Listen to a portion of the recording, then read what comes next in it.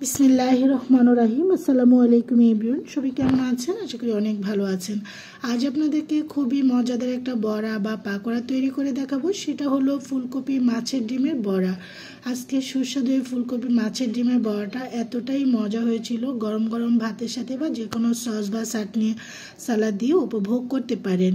আমি ফুলকপি দিয়েছি, আপনারা যে কোনো ধরনের সবজি দিতে পারেন। সুস্বাদু এই বড়াটা যেহেতু বাচ্চারা খেতে পছন্দ করে না, ডিমের সাথে যে কোনো সবজি অ্যাড করলে বাচ্চারা খুব অনায়াসে খেয়ে ফেলবে এবং প্লেটও খালি হবে তাড়াতাড়ি।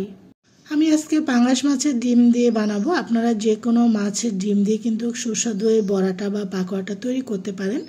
ডিমগুলোকে এখন ভালো করে এটার উপরে পাতলা একটা চামড়া থেকে সেই চামড়াটাকে এভাবে হাত দিয়ে আপনারা কিন্তু ছাড়িয়ে নিতে পারেন বা এভাবে করে গালিয়ে নিতে পারেন। তো আমার ডিমগুলো খুব সুন্দর কিন্তু চামড়াটা থেকে ছাড়ানো হয়ে যাওয়ার পরে এখন এখানে দিয়ে দিচ্ছি 1 কাপ গ্রেট করা ফুলকপি। এটাকে হাত দিয়ে চেপে এটার ভিতরে যে এক্সট্রা পানি ছিল সেই পানিটা আমি ফেলে দিয়েছি। আপনারা যে কোনো ধরনের এখানে সবজি অ্যাড করতে পারেন। আমি এখানে ফুলকপি বাসায় ছিল বেঁধে ফুলকপিটা অ্যাড করেছি, সেজন্য এখানে দিয়েছি হলো 1 কাপ পেঁয়াজ কুচানো, এখানে হাফ কাপ ধনিয়া পাতা আর 10-15টি কাঁচামরিচ কুচিয়ে দিয়েছি। আপনার চাইলে পুদিনা পাতাও দিতে পারেন যদি পছন্দ করেন। এখানে আপনারা অন্য সবজিটা অ্যাড করতে পারেন। এখানে হাফ চামচ দিয়েছি হলো এখানে রসুন বাটা, এখানে 1 চামচ দিয়েছি হলো এখানে আদা বাটা, একটু বেশি দিয়েছি প্রায় 1.5 চামচের মতো আদা বাটাটা, যেহেতু মাছের ডিম একটু গন্ধ লাগে বেশি। তো এখানে দিয়ে দিয়েছি 1 চামচ লাল মরিচের গুঁড়া, হাফ চামচ হলুদের গুঁড়া।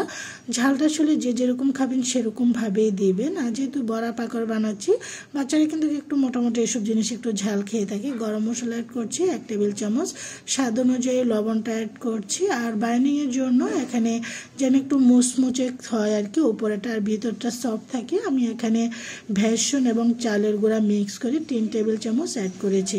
তো আপনাদের বাসায় বেসন চালের গুঁড়া না থাকলে আপনারা ময়দা বা কর্নফ্লাওয়ার বা আটা এগুলো অ্যাড করতে পারেন। তবে বেসন চালের গুঁড়োটা দিলে বেশিক্ষণ উপরটা অনেক মুচমুচে হয়, খেতে অনেক মজা।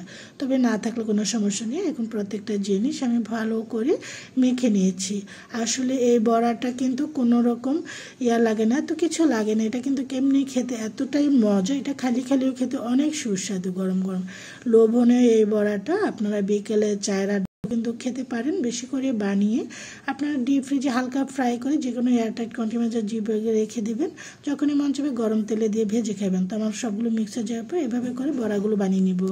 তেলটা আগে থেকে ফ্রাইং প্যানে বসিয়ে একটু গরম হয়ে যাওয়ার পর এখন আমি এক এক করে দিয়ে দিচ্ছি হলো বড়া বা পাকোড়াগুলো। যারা হয়তো মাছের ডিম খেতে অপছন্দ করেন, আপনারা যে কোনো ধরনের সবজি দিয়ে এভাবে সুস্বাদু বড়া বা পাকোড়াটা উপভোগ করতে পারেন। আমি সবগুলো দিয়েছি। এখন একটা কাবাব কাঠি দিয়ে 15 থেকে 10 সেকেন্ডের ভিতরে একটু নাড়িয়ে দিচ্ছি যেন কোনোটার গায়ে কোনোটা লেগে না থাকে। এতে করে আমার বড়া বা পাকোড়াগুলো উল্টাতে সুবিধা হবে।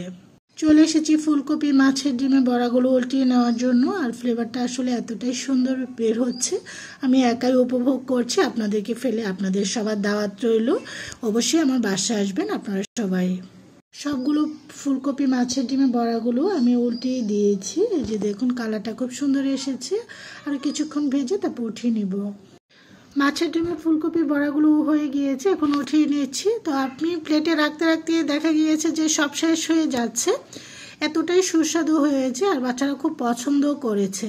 আপনারাও চাইলে সুস্বাদু এই ফুলকপি মাছের ডিমে বা অন্যান্য সবজি দিয়ে বড়াটা বানিয়ে ট্রাই করতে পারেন, ভালো লাগবে। ফুলকপি মাছের ডিমের বড়াগুলো হয়ে গিয়েছে, এখন একটা সার্ভিং প্লেটে সার্ভ করে নিয়েছি। গরম গরম ভাত বা এভাবে যে কোনো সস বা চাটনি সালাদ দিয়ে উপভোগ করতে পারেন। আশা করি সবারই ভালো লাগবে। আজ এই পর্যন্ত, সবাই ভালো থাকেন। আল্লাহ হাফিজ।